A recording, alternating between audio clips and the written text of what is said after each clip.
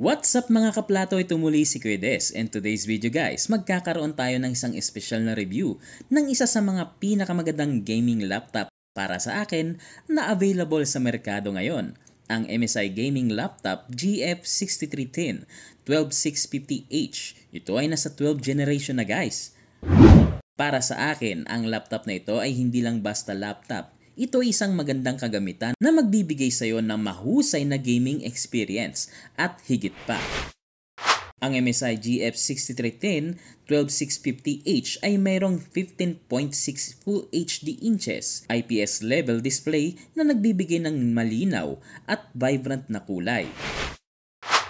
Ito ay powered by Intel Core i7 12650H processor at Nvidia GeForce RTX 3050 na nagbibigay ng smooth na gaming experience. Ang itsura ng laptop na ito ay merong color black plastic body at metal with red MSI logo sa ibabaw nito. Kung titingnan din ng maigi, ang MSI GF6310 ay kahawig ng marami na mga mas mahal na gaming laptop. Ang power button ng laptop na ito ay nasa kanang bahagi sa itaas nito. Sa keyboard naman ay meron itong backlighting na nakaset sa pula na RGB. Ngunit hindi lahat ng pindutan na iyong inaasahan mula sa isang gaming laptop ay nandirito. Sa gilid nito ay meron siyang 3 USB na 3.2 Gen 1. Meron din siyang headphone and microphone jack. Meron din siyang USB Type-C na 3.2 Gen 1. LAN port na RJ45 at casing tong lock. Meron din siyang speaker sa left and right at HDMI output sa likod ng laptop. Sa loob nito, meron itong laptop memory installed na 456GB. Pwede mo pa itong padagdagan kung gusto mo. At 8GB RAM na pwede mo pang pataasin hanggang 16 to 32GB RAM. Meron din itong touchpad pero mas prefer ko ang mouse na gamitin dito.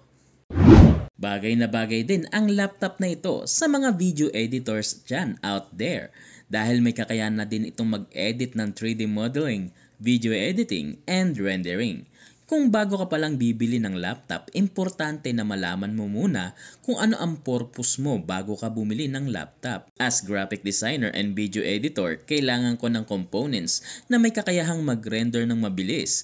Dito ngayon papasok ang graphics card. So dahil may graphics card ito, bagay ito para sa akin. Kailangan Nvidia ang graphics card mo para mas makuha mo ang gusto mong performance sa rendering. Siguro later on pag-aralan natin kung loloobin sa mga susunod na video ang mga bagay-bagay na yan. Overall, ang specification ng laptop na ito ng MSI GF6310 12UC ay goods na para sa akin. As of the moment na ini-edit ko ang video nito, sobrang bilis. Lalo na yung rendering nito. Panalong-panalo para sa akin. Siya nga pala, dahil 8GB lang ang RAM na ito, kulang ito para sa akin. Kaya nagdagdag ako ng another 8GB pansamantala kasi gusto ko siyang itaas pa ng mas mataas para mas lalong maging mas mabilis ang performance ng laptop na ito. At kung nagustuhan mo ang ating video, huwag kalimutang mag-like and subscribe para sa mga more videos katulad nito. At kung gusto mo pa makapanood ng iba pang mga videos, i-click mo lamang ang video na lalabas sa ating end screen. Subscribe now for more videos! For more videos, please subscribe this channel right here.